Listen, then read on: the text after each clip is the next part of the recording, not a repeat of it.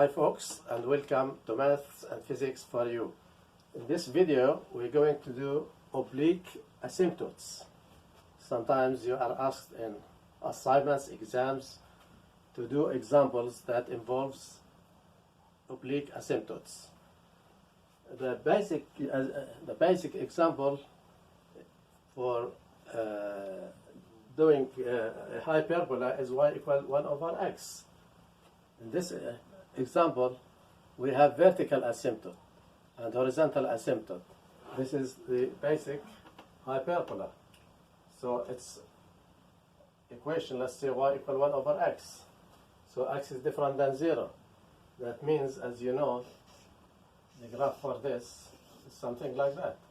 X is different than 0, so x cannot be 0. This means that the y-axis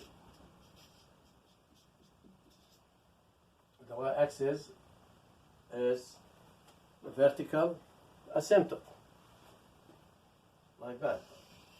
And the horizontal axis also is the horizontal asymptote, because as x tends to infinity, as x increases, 1 over very large number gets to 0, gets closer to 0. This is on the positive side. So on this side it is like that, on the negative side the same thing, but it's on the other side, symmetrical about the origin. So we have the graph that is symmetric about the origin.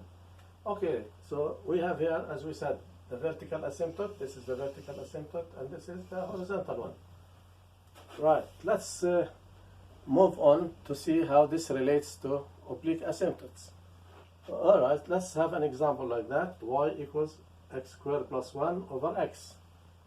Okay, in similarity to this, x is different than 0. That is, we cannot divide by 0. So this means that again we have the y-axis is a vertical asymptote. So from here we know that we have vertical, x is different than 0, so this means y-axis is a vertical asymptote. As you can see here, if we start plotting x and y, we will have y as the vertical asymptote. That is, the graph will not cross the y-axis, but it will get closer to it as x is smaller, all right, close to 0 on both sides. All right, now we want to find what else we can do. Okay, so in this situation, the easiest way is to divide the numerator and the denominator, all right, to simplify it. So there are two ways, either to do what sometimes they call it long division, or this is a simpler way by dividing the top and bottom by x, all right, because we have x squared here, so we can divide both by x. So let's see here. So x squared divided by x plus 1 divided by x over x over x.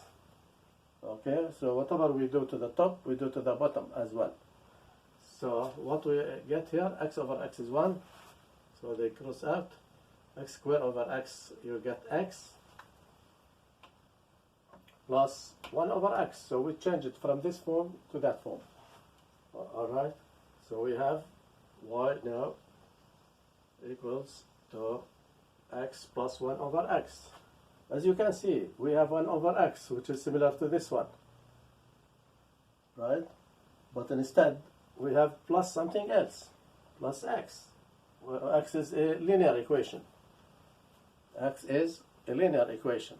This is actually the oblique asymptote. This is the equation of the oblique asymptote. That is another function, y2, let's call it, equals to x. That is a straight line in this case that passes through the origin. As you see, this is y-x, that is bisects the 90 degrees here. All right, so it's halfway. So this is going to be the oblique asymptote. That is y equals x. The reason for that is, as you see, if x is very large, is x tends to infinity, right? 1 over x becomes 0. 1 over x becomes close to 0. So as we saw here, because there was nothing to add, it gets close to 0. That is, gets close to the x-axis, right? But here now, it becomes close to x. The value of y becomes close to x. So almost y equal x. As x tends to infinity, y almost the same value as x. That's why we say that the function y, as x tends to infinity, gets closer to y, 2 equals x. That is, to this straight line. That is on the positive side. And the same thing happens on the negative side if you have x tends to minus infinity, right? So we have two sections that are symmetric about the origin. But we have to also check the turning points.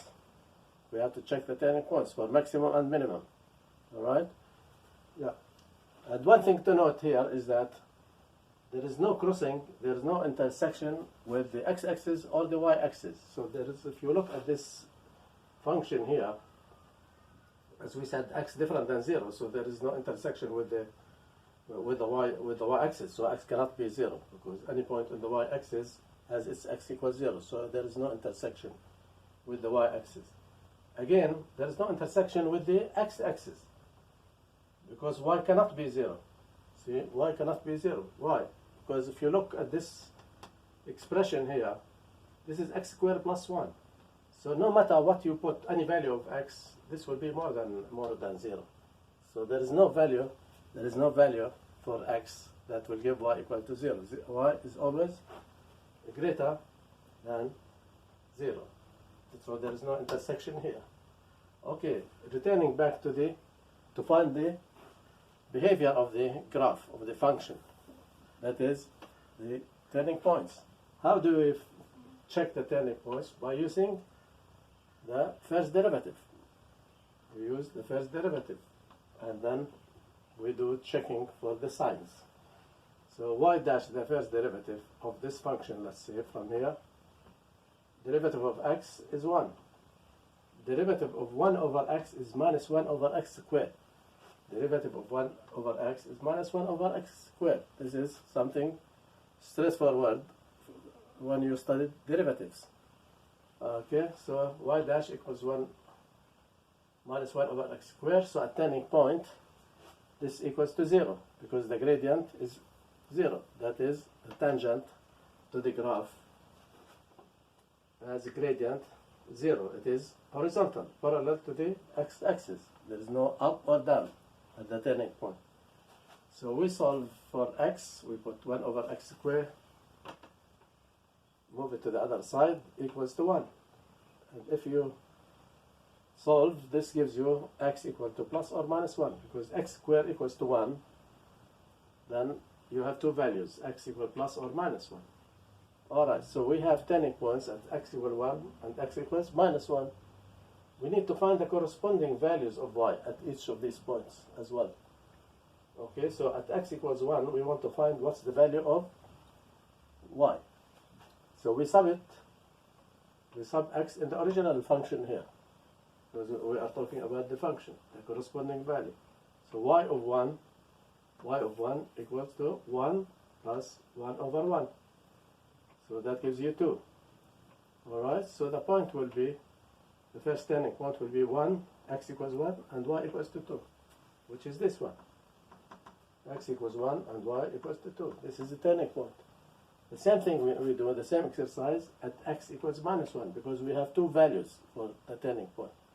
So we do y of minus 1, that is 1x is minus 1, we put here minus 1 plus 1 over minus 1. So minus 1 gives you minus 2, right? So we have the second point is minus 1 and minus 2. X is minus 1, y is minus 2. This is the second turning point. Alright? It's straightforward. We can see that it must be, this is the minimum and this is the maximum. Because if these are the asymptotes, this is the only way it's going to be drawn. And the same thing, this is the maximum. It's going to be like that. But we have to do the mathematical procedure to confirm it. So by using the derivative sign test, this is one. There is also the second derivative. But let's here do the first derivative sign test. So we have, we draw a table like that. We put x and we put y dash. Remember, this is not y. We're talking about y dash. That is the first derivative.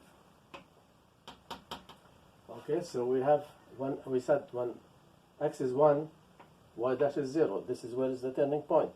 The gradient is equal to 0. Okay. Okay, so we take a point before, just before and just after. Just after, let's take 2. But before, we take half. We don't take 0 because there is x cannot be 0. All right? And we sub y and y dash. Let's say if 2 is sub, we sub it here, becomes subbed here, becomes 1 minus 1 over 2 squared. All right? So minus minus, that will give you a positive. All right, so that means at this side we have increasing. If you do the same exercise on this for half, it will be down. So this is negative. And hence you go down, flat, up. So this is minimum. So this point is minimum. Similar exercise is done at this point, where x is minus 1. This is 0. The point before, which is, let's say, there you got minus half here. Alright, minus half, and here you got, let's say, minus 2. So if you sub these points, same thing, you get the signs plus, you got here minus, so up, flat, down. So this becomes, this is minimum, this is max. So we have a maximum here, minimum here. And that's the graph with the oblique asymptote here. So it's as simple as that. Okay, I hope you enjoyed the lesson. Please like and subscribe. Thank you and see you in the next video.